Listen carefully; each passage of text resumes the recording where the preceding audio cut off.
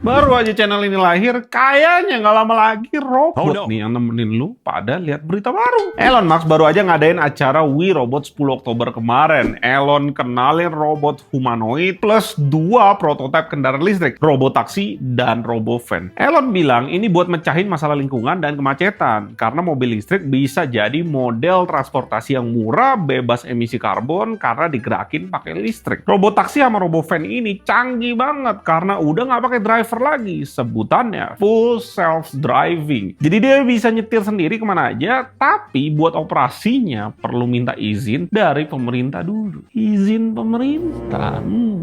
Buat robovan ukurannya kayak bis, dirancang buat ngangkut penumpang sekitar 20 orang. Punya tampilan retro dan sekilas tuh mirip sama pemanggang roti jadul. Sayangnya Elon belum ngebongkar apa-apa tentang harga mobil ini dan kapan bakal dirilis. Prototipe kedua ada robot taksi yang dikasih nama Cybercab dan punya desain terinspirasi sama film Blade Runner. Selain udah bisa jalan tanpa supir, Cybercab ini juga beda dari mobil listrik lain karena buat ngisi dayanya udah nggak pakai colokan lagi, tapi caranya nirkabel. Gila, ngecas wireless. Sakit jiwa ini Elon Musk.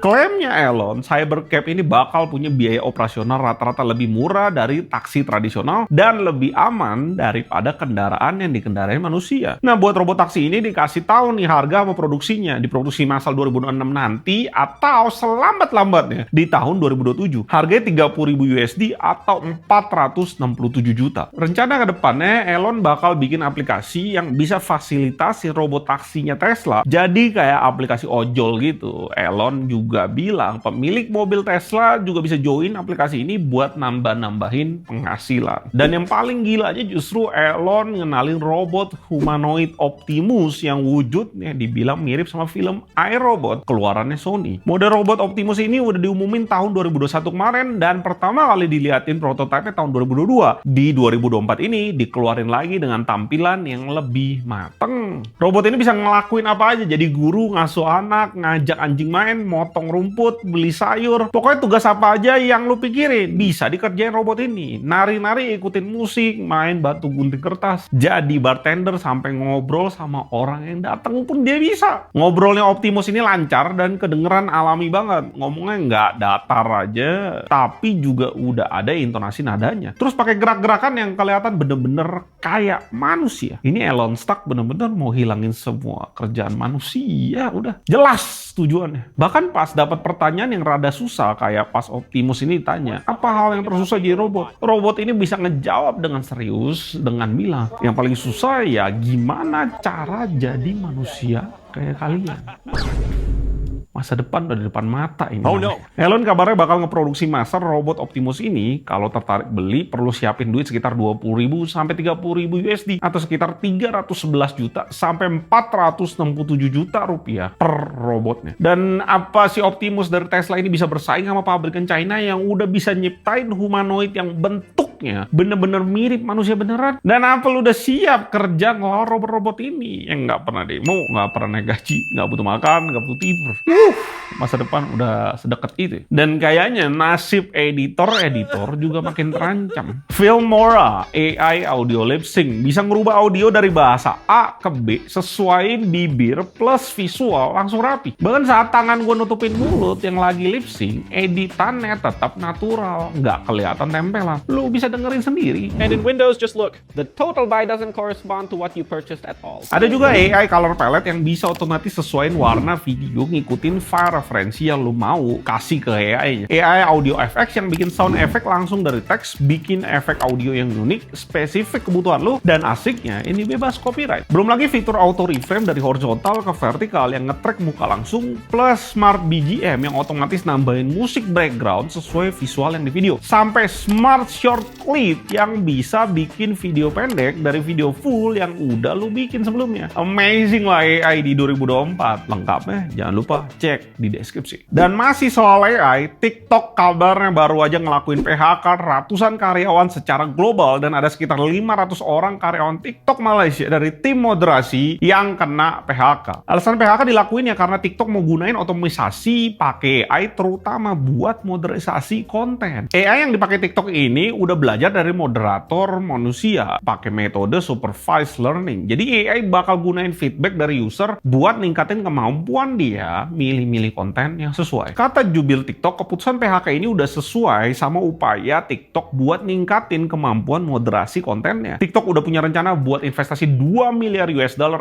atau 31 triliun rupiah buat perkuat keamanan platform dengan memperbaiki moderasi konten dan pencegahan konten yang melanggar aturan. Di TikTok sekarang 80% konten yang melanggar pedoman udah dihapus pakai teknologi otomatis. PHK ini sih nggak akan pernah berhenti. AI makin pinter, manusia makin disingkir.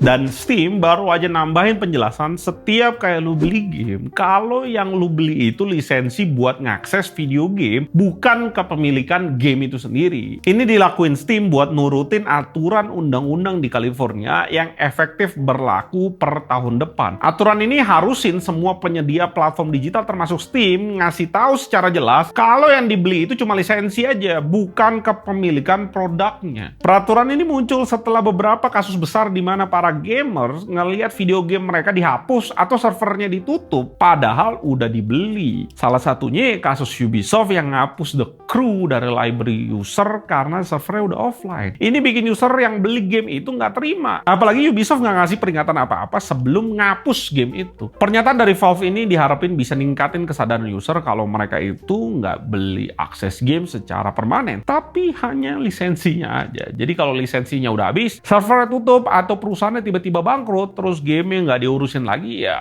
lu pada nggak bisa lagi akses game itu. Undang-undang ini kena ke semua platform yang DRM, kayak Steam yang butuh app Steam buat verifikasi game itu punya lu atau bukan. Tapi undang-undang ini nggak kena ke platform kayak GOG yang memang DRM free. Susah ya, lu beli gamenya harga full tuh, tapi cuma dapat lisensinya aja.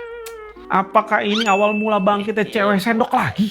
Microsoft Surface Duo 2 bakal nggak dapat update software terbaru lagi per tanggal 21 Oktober 2024 nanti. HP ini launch 2021 kemarin, harganya itu 1499 atau 23 juta rupiah kurs hari ini. HP yang punya konsep dilipat kayak buku ini banyak dapat pujian di hardware-nya, tapi kurang diminatin karena masalah kamera, baterainya lemah, dan software-nya masalah. Pas awal launch ini, Microsoft janji bakal update software selama 3 tahun. Tapi kenyataannya Surface Duo 2 cuma dapat update besar OS Android sekali dari Android 11 ke 12 tahun 2022 kemarin. Setelah itu Microsoft belum kasih update besar apa-apa dan sekarang malah mau dimatiin update-nya. Update baru terakhir yang dikasih sebelum support resmi diputus 21 Oktober nanti cuma update pembaruan keamanan. Yang diketahuin dari Reddit cuma ukurannya 54 MB aja. Ini jelas dibantai sama HP Android dari merek lainnya kayak Samsung yang bisa kasih jaminan update OS sampai 7 tahun. Tapi kan kemarin baru keluar berita Microsoft mau ke smartphone lagi. Lipat-lipatan pula. Orang harusnya ogah dah beli kalau support badut gini. Intel baru ngumumin prosesor desktopnya seri Intel Core Ultra 200 yang jadi prosesor desktop pertama Intel yang ngedukung kerja AI karena udah ada NPU bawaan. Intel juga klaim kalau prosesor baru mereka ini punya konsumsi listrik yang lebih rendah dibanding sama seri prosesor Intel yang dulu-dulu. Prosesornya kenalin arsitektur core yang baru, Skymon, yang bisa ngasih peningkatan efisiensi 32% buat IPC, juga udah punya GPU berbasis arsitektur Intel Xe LPG, ngedukung ray tracing dan teknologi peningkatan grafik Intel XeSS. Generasi prosesor baru ini punya 5 SKU dan seperti biasa buat KF-nya nggak ada GPU bawaan. Dibandingin sama chip generasi 14, Core Ultra 200 ini ngasih peningkatan 10% di multi-core dan penggunaan dayanya lebih hemat 30%. Jadi nggak cepat panas dan lebih efisien dari chip generasi 14. Hemat dayanya Intel uji sendiri di beberapa game kayak game Assassin's Assassin's Creed Mirage.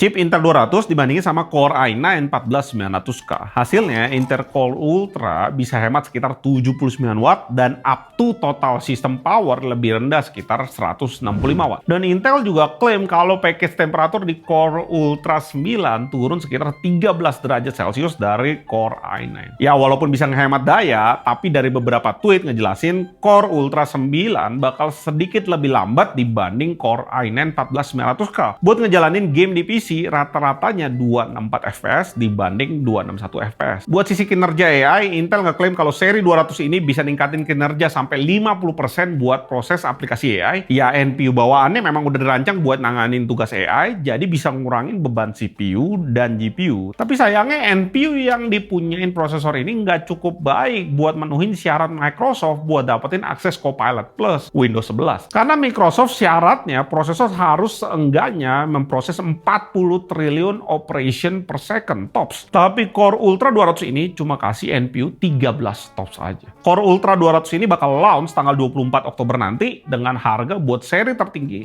$589 atau sekitar 9 juta rupiah. Ya setelah masalah di Gen 13 sama 14 fail kemarin, ya bagusnya skip dulu nggak sih 2 generasi Intel buat jaga-jaga. Pakai AMD sama Nvidia juga asik-asik aja buat sekarang. Developer Pokemon Game Freak kabar nih ada kebocoran data di server mereka. Data yang bocor ini nggak main-main, ada 2000 data karyawan, project-project yang belum diumumin sampai data-data rahasia lainnya juga bocor dan kesebar di online. Wow! Ya kalau lu nemu leak-leaknya Pokemon, harusnya tuh bener tuh. Di website Game Freak ngakuin kalau kebocoran ini disebabin sama email phishing di bulan Agustus kemarin. Game Freak bilang mereka sekarang udah berusaha ngamanin server mereka, tapi beberapa informasi rahasia udah terlanjur kesebar di media sosial X dan Reddit, kayak source code-nya game Pokemon Heart Gold, Soul Silver, dan Black 2 atau White 2. Terus di medsos juga kesebar beberapa desain karakter monster yang ada di Pokemon. Dari beberapa karakter yang bocor, kita bisa lihat beberapa desain awal dari monster-monster yang ada di Pokemon, monster yang bentuknya baru sketsa doang, sampai monster yang nggak pernah dikeluarin. Ya, Paulot sih lagi ketawa nih kayaknya. Puas banget dia harusnya bisa dapat inspirasi baru. Kebocorannya juga kasih tahu kalau ada game Pokemon Legend ZA yang bakal launch dalam waktu dekat. Terus codename buat Switch 2 juga bocor yang ternyata namanya Ounce. Muncul juga rincian dari sequel Detektif Pikachu yang belum di-launch, film-film Pokemon yang masih direncanain, dan serial anime baru Pokemon juga ikut dibobol dan bocor semua. Wah, bocor semua namanya. Salah satu yang menarik dari kebocoran data ini ada di Game Freak sama ELCA bakalan ngebuat ulang Pokemon Brilliant Diamond dan Shining Pearl. Yang bisa jadi ini project multiplayer. Terus informasi kalau Pokemon bakal ada film live actionnya juga bocor. Masih banyak lah fans Pokemon? Kalau lu salah satunya bisa komen di bawah. Dan gue mesti selesaiin beritanya karena gue mau ngecek dulu apakah terowongan di rumahnya Pididi beneran nyambung ke parkiran bebek Haji Slamet apa kagak. Ternyata muslim bisa iri kalau kayak gitu. Kita jumpa lusa nanti. Boom!